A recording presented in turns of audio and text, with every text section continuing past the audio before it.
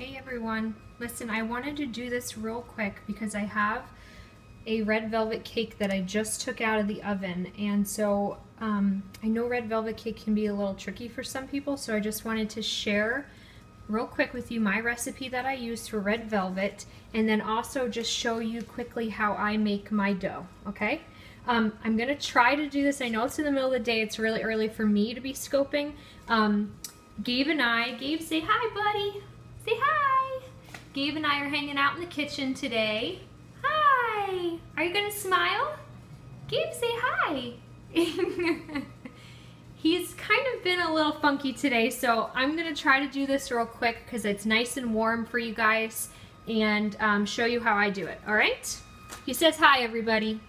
So to do red velvet cake, here is my recipe. I know a lot of people do it many different ways. I'm just going to show you what works for me, okay?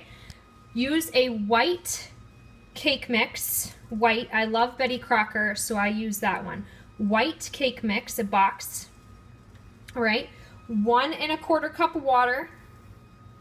I always cut the oil in half. Whatever the recipe calls for, I cut it in half. I never get yellow sticks that way. So the recipe calls for 1/3, I measured out 1/6, just half, okay? 3 egg whites, you're going to use the whites. 2 tablespoons of unsweetened cocoa. And you're going to use an entire bottle of red food coloring, a 1 ounce bottle.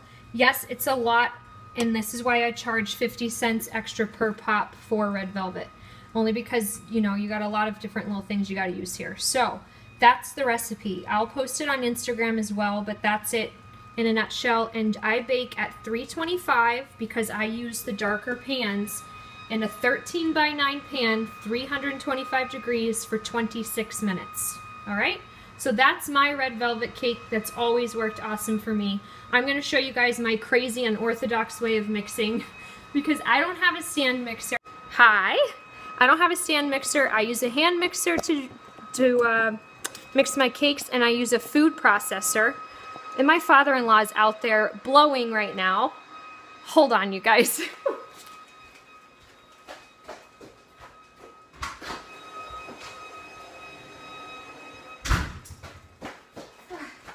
Alright, sorry.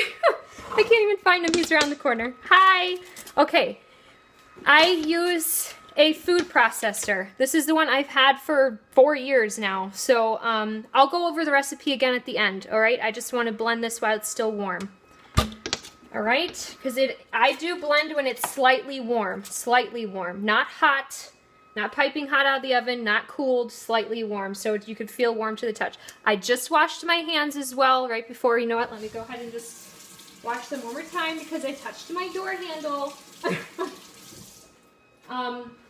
There is, some people say about gloves and not gloves. I say if you washed your hands nice and fresh, you guys are good, all right? So, these are for like my best friend anyway. I don't think she'll mind. So, take your cake. With my recipe, I don't use any kind of, you know, greasing on the bottom. It comes off my foil. I always line my pans with foil. There's your red velvet cake.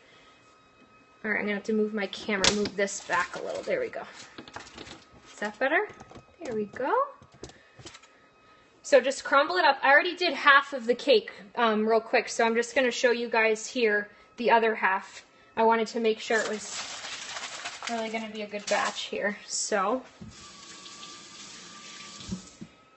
it's nice and moist, so you mean you guys, when you take it out, you'll get all that nice juicy stuff everywhere. All right. So this is going to be kind of loud for a second, and I shake my food processor like a mad woman. So laugh away, laugh away. All right, so just give me a couple seconds here.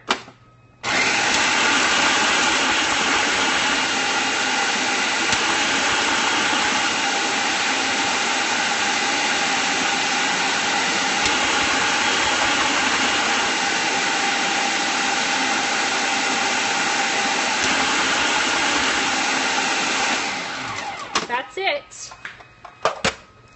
I know, I shake it like crazy. We get that out of the way. Take your blade out. Don't go digging in your dough over there with your blade in. I'm going to show you guys. It's crumbly, but it's moist at the same time. That's why I do it warm, because it's going to get you that. It looks kind of crumbly here, but once you pick it up in your hands, I'll show you guys, and you kind of squish it around already, you have the perfect dough. Perfect dough. I always kind of pour it in a bowl first, because it's kind of hard to get out of there. And then I already did the other half here. With the spout, I just pour it back into the bowl, or into the bag here. You'll see it's still kind of warm because you see a little bit of the condensation in the bag here. You just squish it all up in there, squeeze out all your air, and then I put it in the refrigerator right away. And then I usually bake one day before I make. These I'm going to do tonight, so I think pretty much I've done it even an hour after.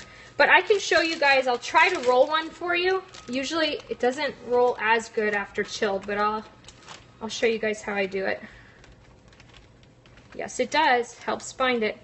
I get from one cake, when you can use all of the crust like a red velvet, sometimes the vanilla I cut a little bit of the sides off because it cooks a little browner, and I don't like my vanilla cake to look like brown color. I like it to be nice and vanilla looking.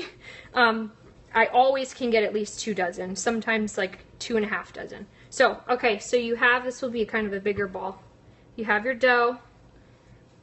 I always kind of give it a squeeze. Push firm. See if I can do it sideways so you guys can see. And this is not chilled, so I'm hoping it works pretty good. Ready-made velvet.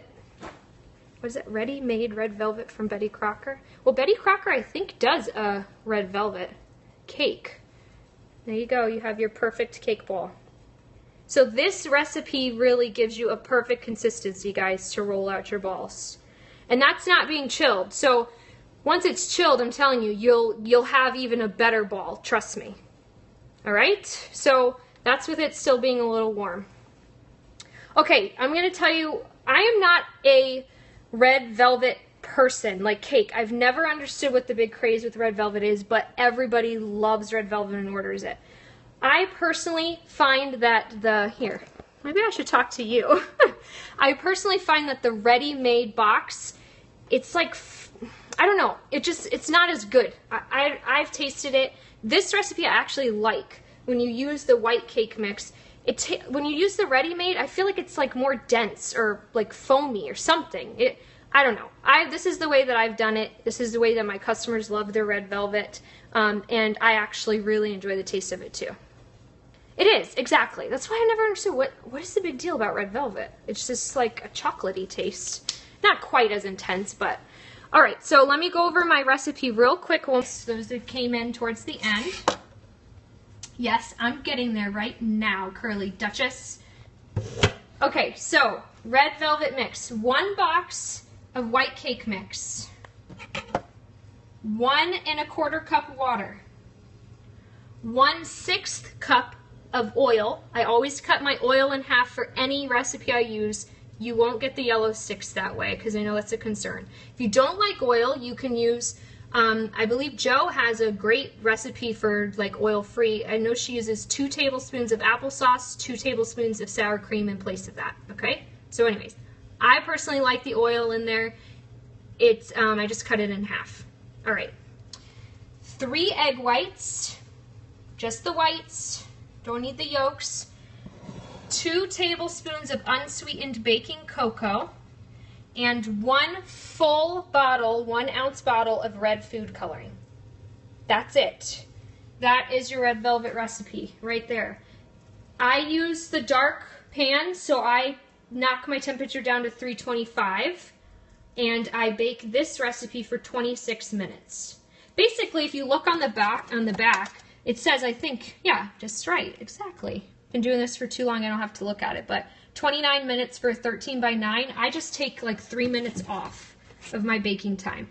That leaves my cake a little bit more moist. The second it comes out of my oven, I throw another piece of foil on the top of it, let it just cool down to a warm, okay? Not hot, not cold, but a nice warm.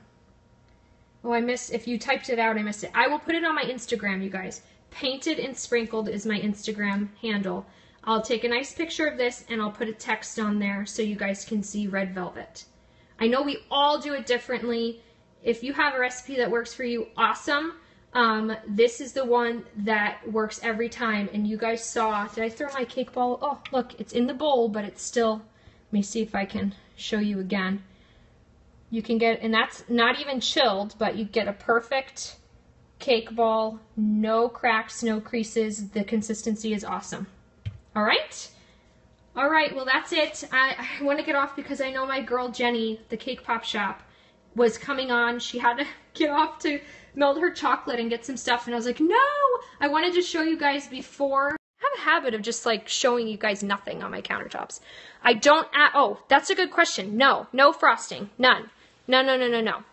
I used to add frosting a while ago, probably about, I don't know, 4 months ago. I stopped using it because I had someone tell me about the foil. If you put the foil on right away, let the kind of steam up in there and decrease your cooking time by 3 minutes. Your cake is not going to be raw. I still stick a toothpick in it and it comes out clean. So decrease it by 3 minutes, put your foil on right away after your pan comes out, let it get warm to the touch. If you have a stand mixer, use that. I love the food processor. It's quick, it's fast, it's always what I've used. I just don't have a stand mixer. I'm a hand mixer and a food processor girl. So no frosting. You don't need any frosting. None, none, none. You get a perfect cake ball. Perfect. All right? I hope you guys benefited from this. If you have a red velvet recipe that works, awesome. If you don't, try this one. You'll love it. Okay? That's it for now. Gabe and I are going to go chill. Yes, the food processor, I'm telling you, works awesome. It's maybe a little bit more cleanup because of all the pieces, but it's great. Gabe, you want to say goodbye now? Here. You gonna hide? Say bye. So you guys actually get to see Gabe right now. He's always asleep when I'm cake popping, huh? Say bye, Gabe. Bye. You're not even gonna smile? No? All right. All right, you guys, that's my sweet little angel, Gabe. My Instagram is Painted and Sprinkled, all spelled out. The word and spelled out. He is handsome. He looks just like his dad. I caught a good one. He is just a little mini me of his daddy. Hi, Nicole. Oh, if you're just coming in, you missed my nice red velvet recipe, but I'm sure you have an awesome one anyway. All right, that's it, you guys. I know it was a little early for me than my typical, but my cake was so nice and warm, and I said, what the heck? Let me get on here real quick, show you. So try this recipe. If you try it, let me know how it works. All right, I hope it helps all you guys out. And I may pop on tonight. I don't know. I have a ton of back to school. There goes my father-in-law again with his blower. I have a ton of back to school arrangements to make tonight. If I can squeeze in a Periscope, I will. I have a really cute back to school arrangement that I posted last month, and tons of people wanted them. They were awesome. So I'll try to get on tonight. If not, then maybe next week, because I really don't do too much on the weekend.